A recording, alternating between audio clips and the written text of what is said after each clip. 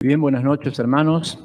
Vamos a continuar con nuestro estudio porque hemos abierto una ventana. Y esa ventana es muy importante que todos la conozcamos. ¿Por qué? Porque es importante para que cada uno pueda tomar su responsabilidad de lo que dice esta carta, la carta de San Judas. Vamos a leer la Biblia, la palabra de Dios, y ya hemos escuchado la semana pasada que Judas no es Iscariote, ¿no? Pues dicen, Judas Iscariote escribió un libro, no puede ser. Entonces, nosotros tenemos en claro que este Judas es el siervo de Jesucristo, hermano de Jacobo, y hemos leído acerca de la familia, que es un medio hermano del Señor Jesucristo. Medio hermano, ¿por qué? Porque Cristo, el Padre es Dios, la Madre María, y los otros hermanos, el Padre José y la Madre María. Entonces nosotros tenemos en claro que los otros hermanos de Jesucristo fueron personas que vivieron y que en principio no creyeron en Cristo, sino que creyeron después que se apareció Cristo resucitado. Allí creyeron en Jesucristo. Y estos hermanos, tanto Judas como Santiago, Jacobo, fueron columnas, pilares, baluartes de la iglesia en Jerusalén. Entonces fueron los ancianos de la iglesia. Y ellos son los que van a escribir esta carta. Esta carta tiene mucha importancia porque va a abrir una gran ventana. ¿A qué? A un tema que es casi nefasto para la iglesia, un tema que es, digamos, ha provocado confusión en la iglesia, y ese tema es el tema de la apostasía. Yo soy apóstata o yo pienso que soy apóstata. ¿Qué significa ser un apóstata? Entonces acá esta carta nos va a declarar claramente cuáles son las características de una persona apóstata. Si usted quiere saber quién es un apóstata, acá en este mensaje lo va a conocer. 4 cosas dijimos que vamos a ver de esta carta. La primera era la característica que tenía la carta, ¿no es cierto? La característica de la carta. ¿Cuál es la característica de la carta? En el versículo 3 está declarada: amados, por la gran solicitud que tenía de escribiros acerca de vuestra común salvación, dice acá, me ha sido necesario escribiros exhortando que combatáis ardientemente por la fe que ha sido una vez dada a los santos. Esta palabra, combatir ardientemente, es una palabra griega que viene de agonizar. Agonizai. Quiere decir que uno debe defender la fe hasta la última fuerza. Pero para defender la fe hasta la última fuerza debemos conocer, leer, amar, estudiar la palabra de Dios. Primer examen de nuestras vidas. ¿Cómo está nuestro devocional personal? ¿Cómo está el devocional familiar? ¿Cómo está el altar familiar? ¿Estamos leyendo la Biblia en casa o no la leemos en casa? Porque la Biblia debe ser conocida para que podamos defender esta fe. Como dijimos la semana pasada, ¿no? Hay varios tipos de fe que habla la Biblia, ¿no? Está la fe muerta, está la fe viva, que es la fe de la salvación, la fe salvífica. Está la fe capaz de trasladar una semilla pequeña, como es la semilla de la mostaza, capaz de trasladar de un monte de un lado a otro. Está la fe, el don de fe que habló el Señor Jesucristo, que hablaron los apóstoles, y está la fe que aquí está contenida, dice, la cantidad de enseñanzas es nuestra fe, es nuestra doctrina, es la fe que nos dieron los apóstoles, y es esa la fe que debemos defender. Todos debemos defender la fe. No hay nadie que esté exento de este mensaje. Hermanos, dice, yo estoy deseoso de compartir esto, que todos defendamos la fe hasta agonizar. En primer lugar, la primera cosa, es la característica de la fe. Segundo lugar, en esta carta tan corta de 25 versículos, íbamos a ver otra ventana. Y esa ventana que vamos a ver esta noche es la conducta de los apóstatas.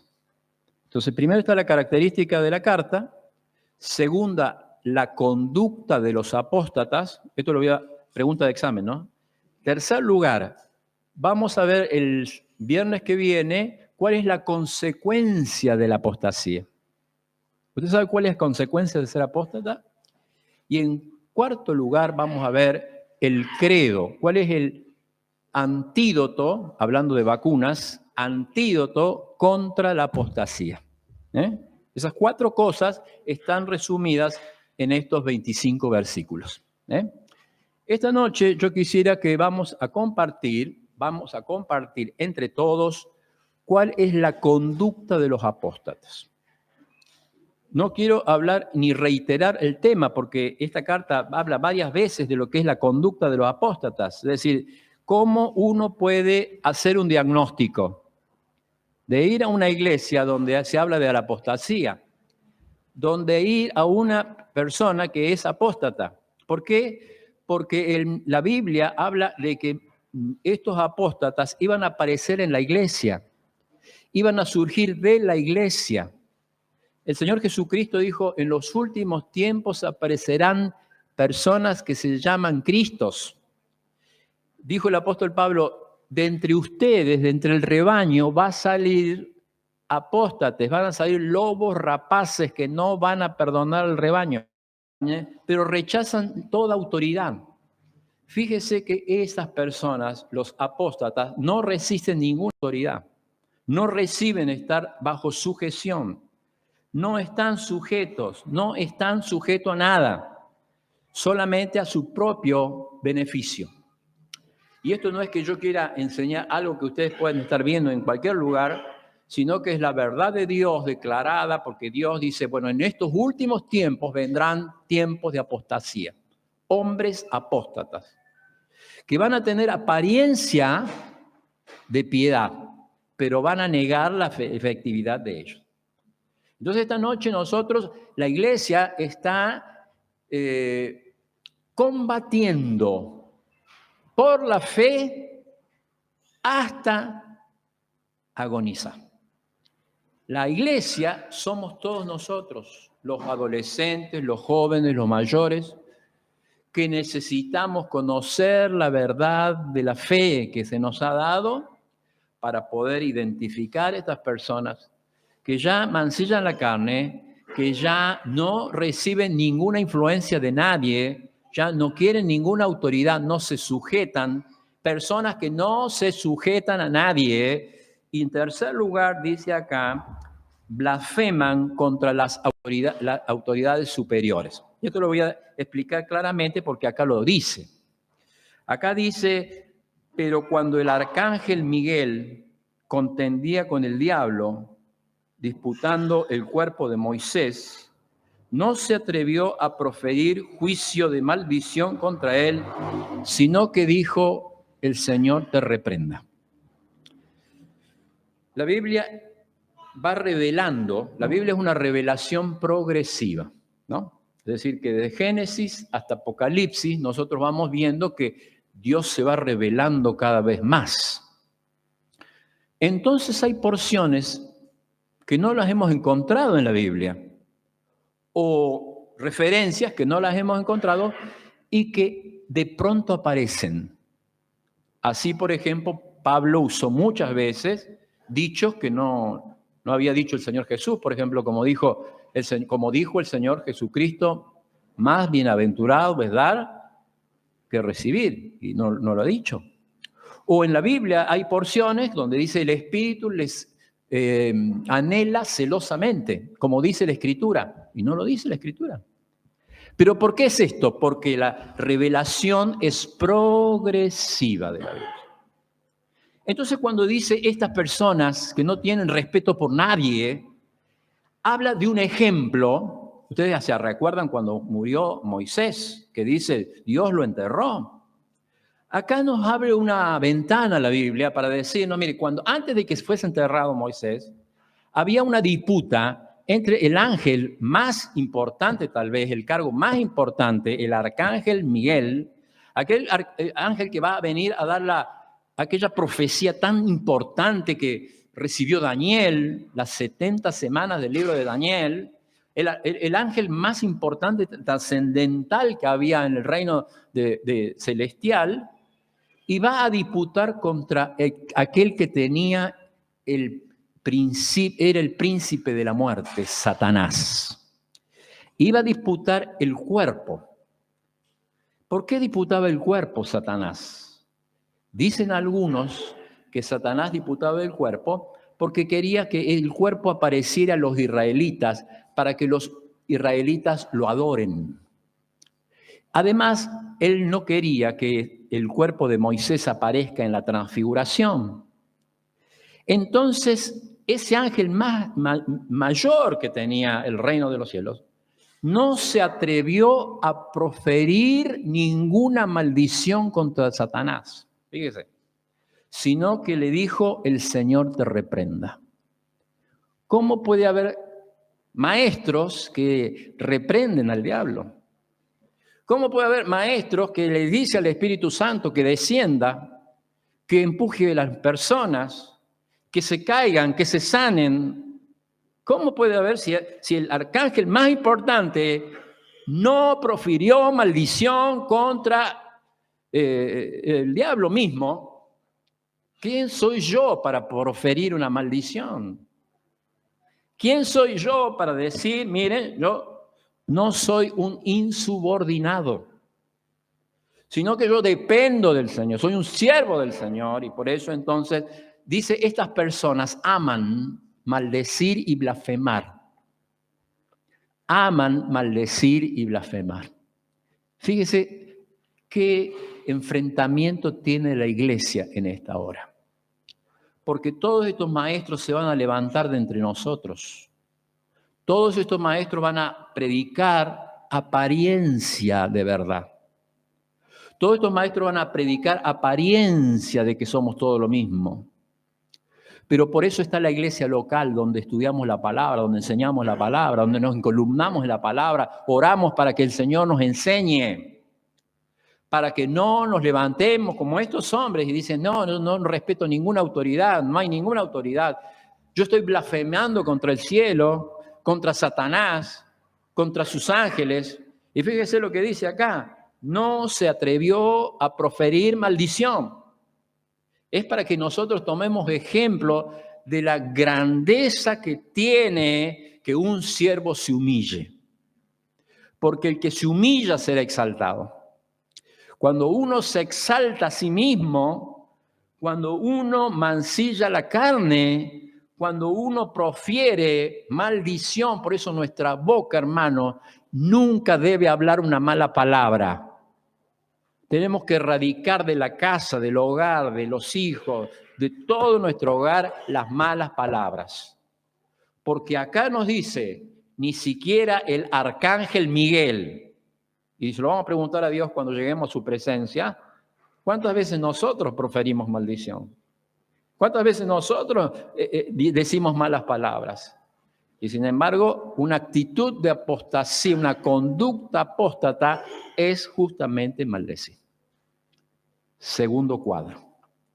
Primer cuadro, entonces, eran impíos, eran libertinos, negaban a Dios. En este cuadro son inmorales, son irrespetuosos, son blasfemos. Uno va teniendo un diagnóstico aproximado de lo que es un mal maestro. Seguimos adelante. El tercer cuadro que quiero compartir en esta noche con ustedes de estas personas, de estos maestros, de estos apóstatas, de estos falsos maestros, que les vuelvo a repetir, van a surgir de entre el rebaño. Dijo el apóstol Pablo, entre ustedes, cuiden al rebaño porque de entre de ustedes van a salir lobos rapaces que no van a perdonar al rebaño. Tengan cuidado, porque entre ustedes, porque ¿qué es el apóstata? Es una persona que sabe la liturgia, que sabe los cantos, que sabe la hora, que sabe los momentos, que sabe cuándo es la reunión, cuándo tiene que venir, cuándo no tiene que venir. Pero ¿cuál es la gran diferencia? No tienen el Espíritu de Dios. no son salvos, no son creyentes, no tienen el Espíritu Santo de Dios. Tercer cuadro. El tercer cuadro, para que no lo olviden ustedes, el apóstol va a usar varios ejemplos de la naturaleza. Vamos a leerlos entonces, esos varios ejemplos en el versículo 12. Entonces está claro lo que es un apóstata. ¿Lo siguieron qué es un apóstata? ¿Se podría identificar un apóstata o no? Yo creo que tenemos muchos síntomas de un apóstata. Dice así la Biblia. Versículo 12. Estos son manchas en vuestros ágapes que comiendo impúdicamente con vosotros se apacientan a sí mismos. Primer concepto. Es decir, el ágape era aquellas reuniones donde comían todos, donde era amor todo, pero eran manchas, porque ellos se interesan por ellos mismos nomás, se apacientan ellos mismos.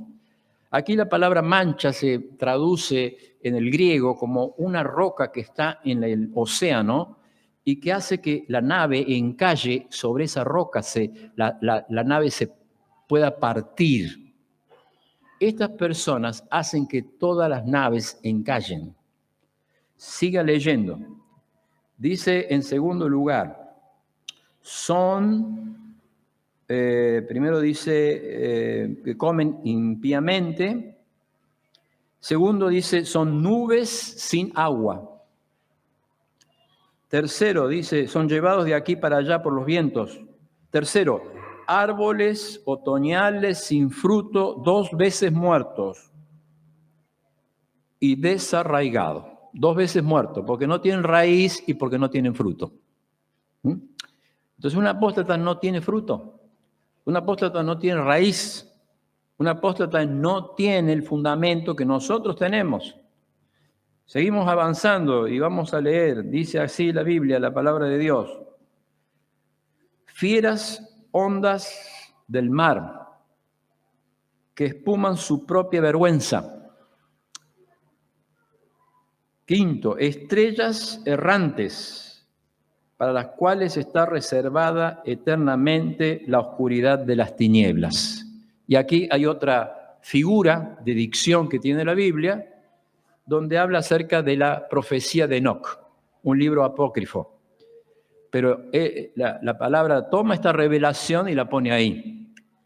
Y dice, séptimo desde Adán, descendiendo, y dijo, he aquí vino el Señor con sus santas decenas de millares para traer juicio contra todos y dejar convictos a todos los impíos. Fíjese todas las veces que usa la palabra impío. A todos los impíos, de sus obras impías, de sus hechos que hicieron impíamente, con todas las cosas que los pecadores impíos han hablado contra él. Estos murmuradores querellosos, es decir, murmurar significa dividir la iglesia. Cuando uno empieza a murmurar, comienza a dividirse la iglesia. Pero no solamente que murmuran, sino que hacen contienda, son querellantes, siempre están preparados para pelear. Entonces son murmuradores querellantes, no lo estoy inventando, está en la Biblia. Y esos son los falsos maestros. Dice que andan según su propio deseo, cuya boca había cosas, ¿cómo? Cosas infladas, adulando a las personas, ¿para qué? Para que sea de provecho. Es decir, todo lo que dicen puede sonar bueno a los oídos. Son cosas extraordinarias lo que dicen. Pero son infladas, ¿para qué? Siempre para sacar provecho personal. Todas estas personas son personas que están en toda la Biblia, porque la Biblia habla, especialmente 2 Pedro, de todos los apóstatas. Y termina esta enseñanza en el versículo número 19. Dice, estas son los que causan divisiones, los sensuales, los que no tienen, ¿qué cosa? El Espíritu. ¿Qué hacen estas personas? Causan división.